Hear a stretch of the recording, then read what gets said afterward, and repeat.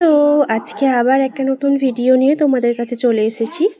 তো আজকে আমি প্রথমেই যে ভিডিওটা তোমাদের সাথে শেয়ার করছি সেটা হচ্ছে ফুলে, মানে আমাদের কী রকম ফুল দিয়ে আমরা পুজো করি সেটা নিয়ে একটা ভিডিও তোমাদের সাথে আমি শেয়ার করলাম। আচ্ছা, তো তারপরে আমি প্যারার কিছু ক্লিপ নিইনি। তারপরে আমি আমাদের বাড়িতে দুধ এসেছিলো, তো দুধের তাকে ছানা কাটিয়ে আমি পনির তৈরি করেছিলাম। তো সেটারই একটা ছোট্ট ক্লিপস তোমাদের সাথে শেয়ার করলাম যে কিভাবে দুধটা কাটিয়ে আমি সেটা থেকে পনিরটা তৈরি করলাম। আমি দুপুরবেলা দুধটা কাটিয়ে রাখি, দিয়ে দুধটা জলটা ঝরে যাওয়ার পরে আমি ছাঁকনিতে রেখে দিই।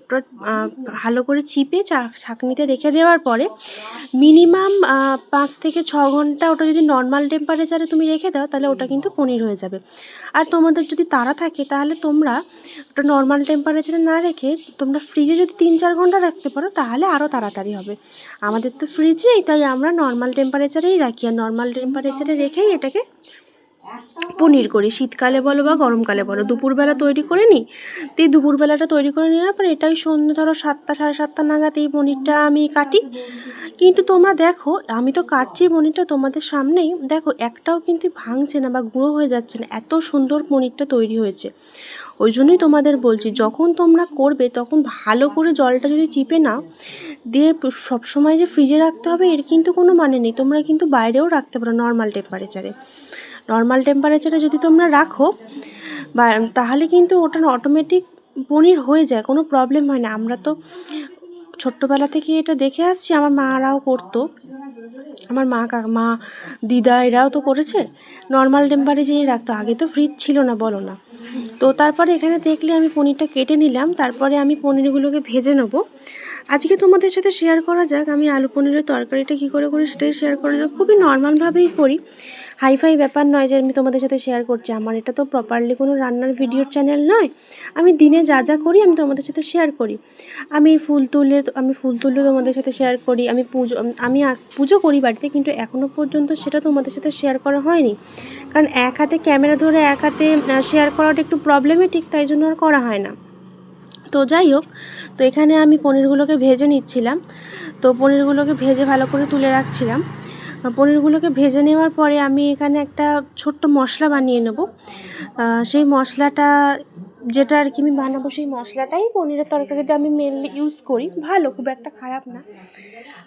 তোমরা বাড়িতে যখন কোনো ডালনার তরকারি করো, মানে ধরো আদা বাটা দিয়ে তরকারি করো, নিশ্চয়ই কোনো মশলা দাও, স্পেশাল কোনো মশলা যেটা দিয়ে রান্নার তরকারির টেস্টটা ভালো হবে। এটা সবাই দেয়, তো আমি বললে বা তুমি বলে না, সবাই দেয়, তো আমরাও দিই।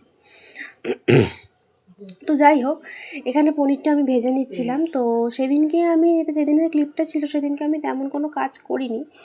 আমি মা কাটাকাটি করছিল, আলু কাটছিল বা সবজি কাটছিল, সেটার ক্লিপ আর তোলা হয়নি। আমি পনিরের তরকারিটা করছিলাম, সেটাই তুলেছিলাম। দেখো আমাদের তো ডেলি প্রচুর কাজ থাকে, বাট কিছু কিছু ক্লিপ তোমাদের সাথে শেয়ার করা হয়, পুরোটা যে শেয়ার করা হয় তা তো নয়।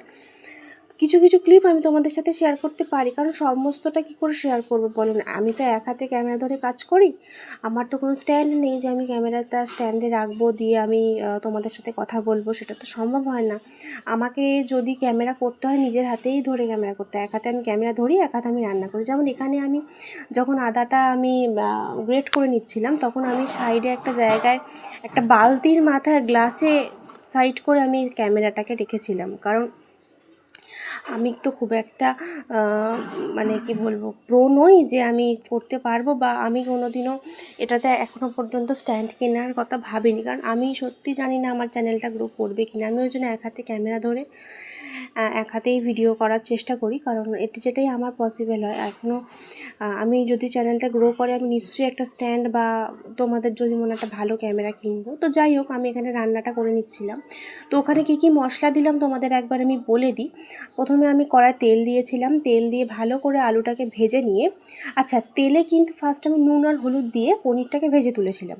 আচ্ছা, তারপরে ভালো করে আলুটাকে ভেজে নেওয়ার পরে আদা, টমেটো, ধনে গুঁড়ো, জিরে গুঁড়ো এগুলো ভালো করে দিয়ে, আর হলুদ গুঁড়ো আর নুন আর অল্প চিনি ভালো করে দিয়ে আমি এটাকে কষছিলাম। দেখো কষতে কষতে তরকারির কালারটা কি সুন্দর টেক্সচার এসে গেছে।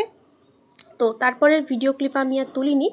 তারপর ওখানে আমি জল দিয়ে দিয়েছিলাম, জল দিয়ে দেওয়ার পরে আমাদের তরকারিটা অলমোস্ট ডান।